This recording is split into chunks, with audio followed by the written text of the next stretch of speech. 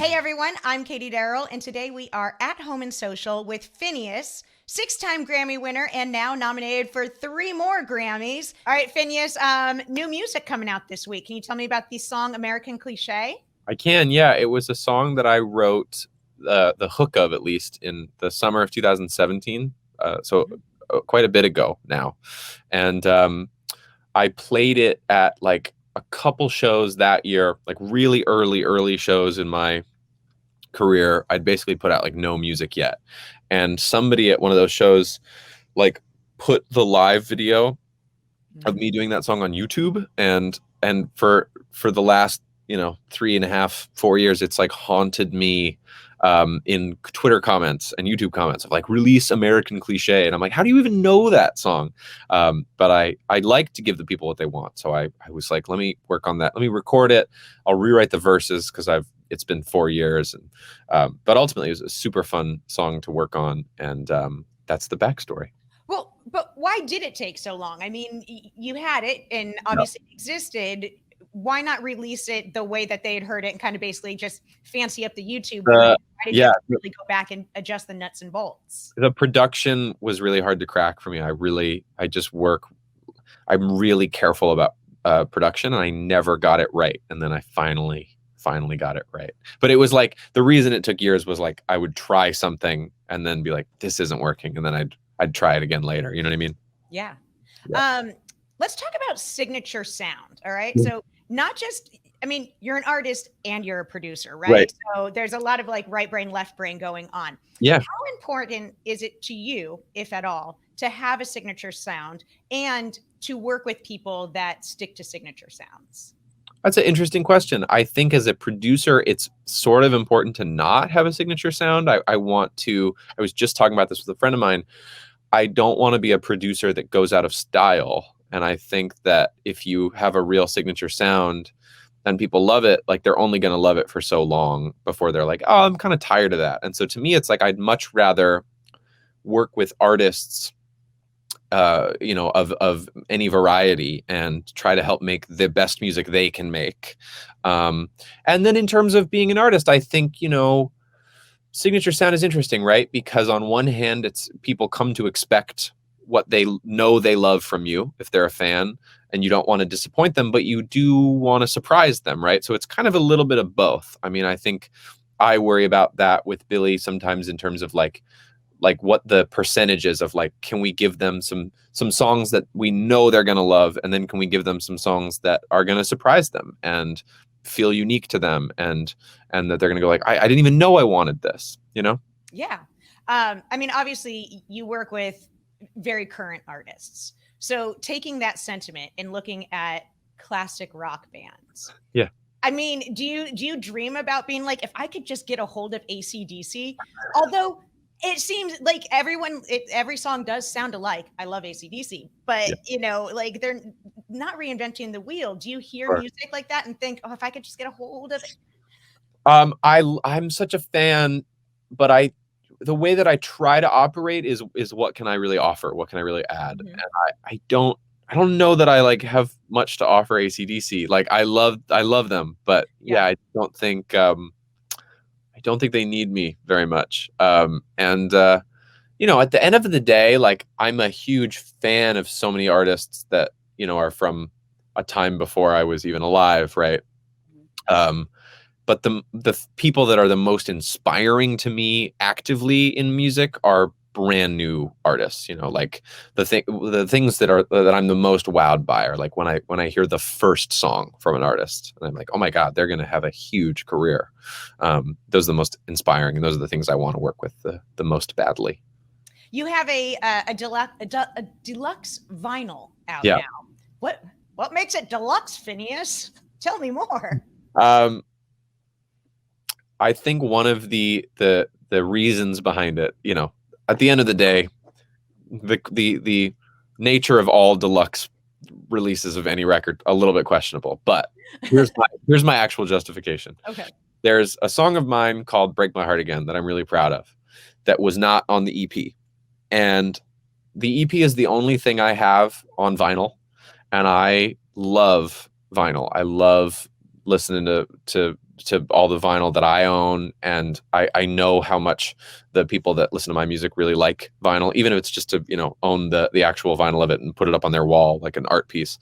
And I was like looking for an excuse to put that song out on vinyl, and I don't think that song will be on my next full-length album. And so I was like, what if I put that song and I did a new version of the song Let's Fall in Love for the Night, and then we completely redesigned like all of the artwork, so people got this sort of like refreshed new thing.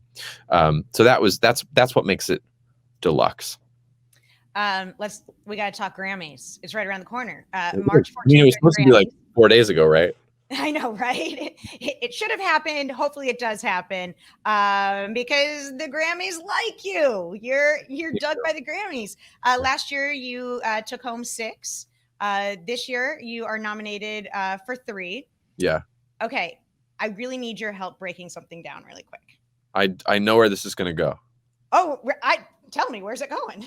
No, you first. No, okay. Can you explain the difference between song and record? Song of the year, record of the year, and album of the year? It's the nomenclature of it is really confusing, but I'll make it crazy simple. Okay. So, song of the year is songwriting only, like lyrics, melody, chords. That's the whole award of song of the year. It doesn't have anything to do with the producers or the mixers or the masterers or anything except the songwriting. Record of the year is only the recording, only the mixing, mastering, production, engineering. And then album of the year is an album. But record and song are both one song.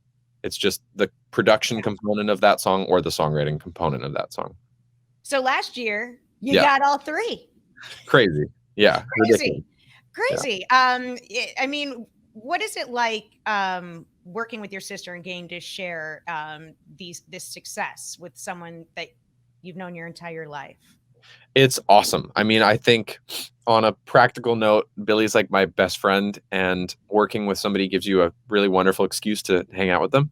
And I otherwise maybe wouldn't have that excuse. I'd be sort of like, do you want to come over for dinner? And, you know, like, I don't know, we could watch a movie or something. And, you know, she'd be like, I'm busy. And instead it's like, we got to make this album. So it's a great excuse to hang out a lot. But she's just my best friend. And I think it's so much more fun to go through the highs and the lows of a career with a person that you love, because they're both better to share. If something is terrible, doing it alone is really lonely and depressing. And if something's amazing, it's much more fun to do it with a person that you can look to the left of you and go like, isn't this insane? So they're both better with company.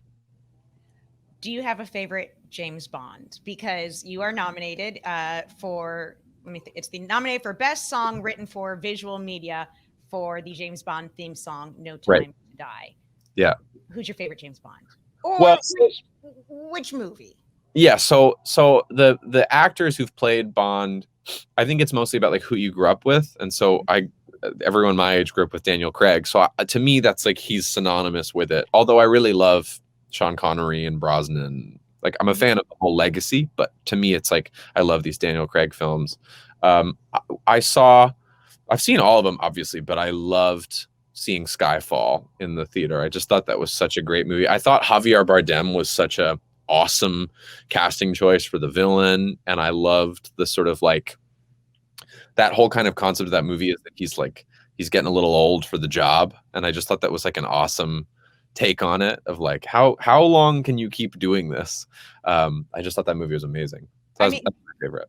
But just when you said Skyfall, I immediately was like, oh, an Adele song. And like, now you guys get to be part of that, where you're like, oh, and your song. Yeah, absolutely. I mean, yeah, she really, to us, was the bar. Like that was how high the bar was like, can we do something that even is almost as good as that Adele song? Because she's just amazing. That song is amazing. It fits that movie so iconically. And we really knew from that song, really, we were like, we have to say the title of the film in the song. Like, it became really important to us, because I think that's the only one that does that. I think Casino Royale, the song is called You Know My Name. Quantum of Solace, the song's called Another Way to Die. and then Spectre, the song's called Writings on the Wall. So I think it's only Skyfall and our song in the Craig franchise. But like the classics, right? Live and Let Die, Goldfinger, they're all like the name of the film. I'd love to hear a Goldfinger song. Do you karaoke? I don't. You don't? No. Oh, okay. I don't because it's lose-lose for me. I don't particularly want to hear anyone else's bad version of any song that I like. And I also don't particularly want to like go up on a stage in an empty bar and sing any song. Like it's just like I'm like, you get home karaoke. You can make it private. I know. But it's a pass from me so far. You've collaborated with a lot of great artists. Justin Bieber, Demi Lovato, Selena Gomez. Give me an adjective for each of those three of what they are like in the studio. We'll start with Justin. Sure. I would probably say like precise. Like he's one of those dudes that just will do an infinite number of vocal takes, and it's not because any of them aren't amazing. His vocals are incredible. It's just because he knows exactly how he wants it to sound in his head, and he's like he won't rest until it gets there. Okay. Demi Lovato.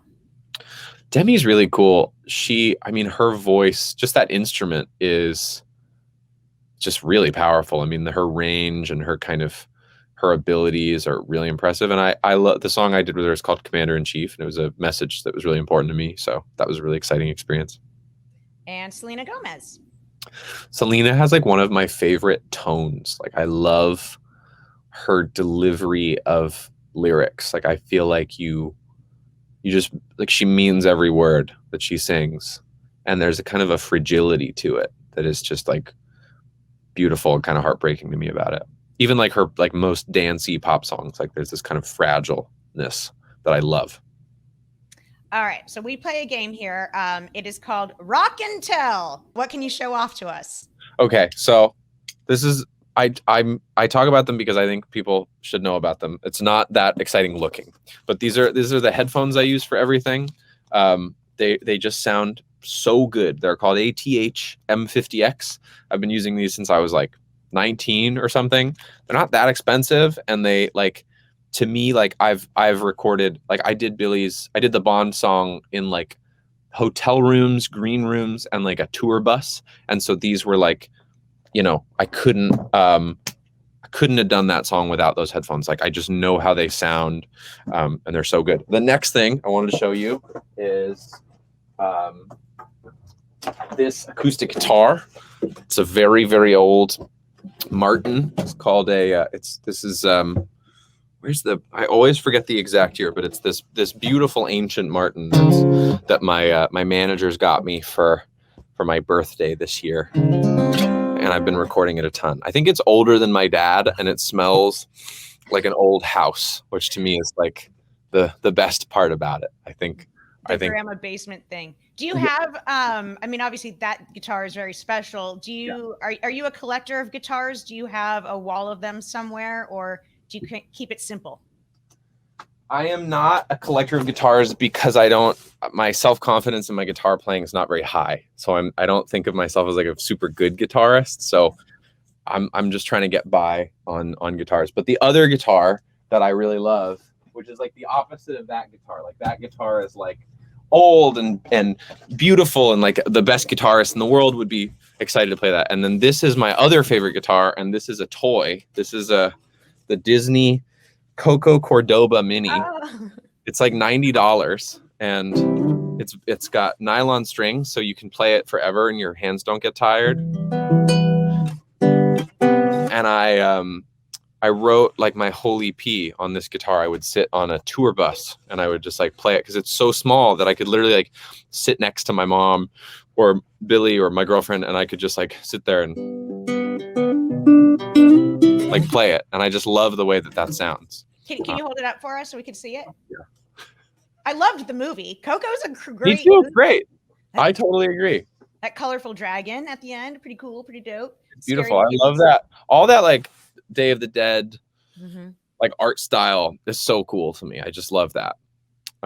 Big fan. Now, was that the third item, or did you have something else and I sidestepped you by talking guitars? That could be the third item, but the other thing. No, more. The other thing I was gonna say is I'm a big candle burner, and this is my candle that I burn all the time in the Your studio. go-to candle. Yeah, it smells so good. It smells like lilies, and to me, like studios sometimes can get kind of like locker roomy, like they can kind of, because you're down here for hours and it's like you're sweating, you're working on a song, and so to me, like having a nice scent is really like it's a big deal. Tell us the candle brand, Phineas. I mean, we might as well get a box shipped to They're you. called, they're called Sora Sky, Sora Sky. And the notes are jasmine, acacia, and fresh grass. Great candle. And what over your right shoulder? What's that in the background? That's a Victrola. That's a wonderful. Yeah, and you actually it totally works too. Just you just wind it up, and then you can put the needle down on it, and then you turn it on, and it plays if you know what you're doing.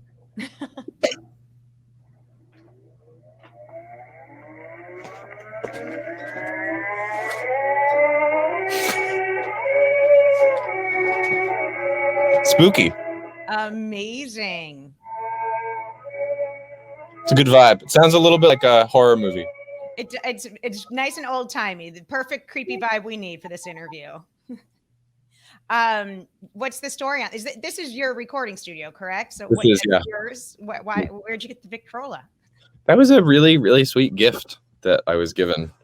Yeah, by the fine people of ASCAP. Yeah. Very cool. Very cool. 2020 was a really weird year for everyone, musicians in particular, because it really changed the look of your job and touring and the way you put out music and how you interact with fans. Yes.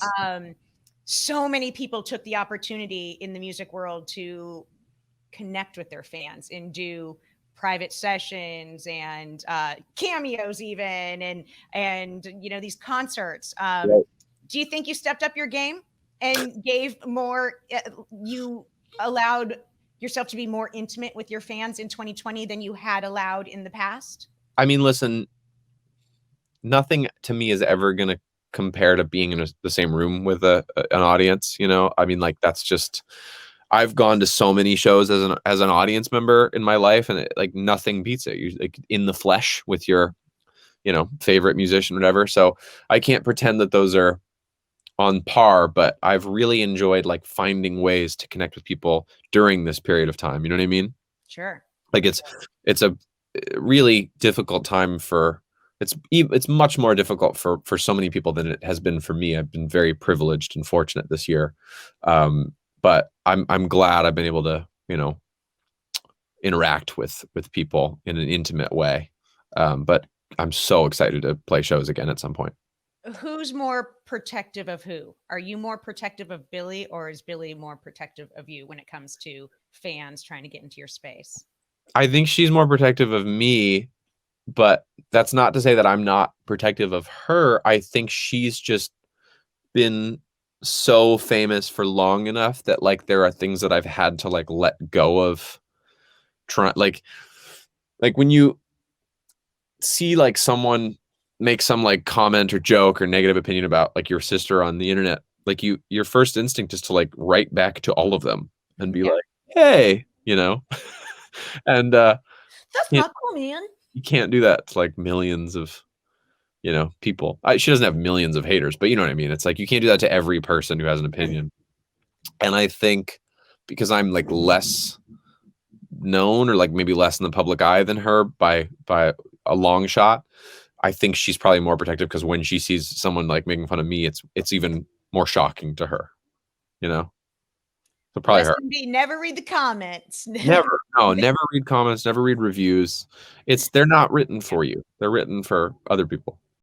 That's awesome. Well, you've had a great career. We've had a great chat. I think everyone's winning here today. So thank you for joining me, Phineas. It was really nice to meet you. Appreciate it.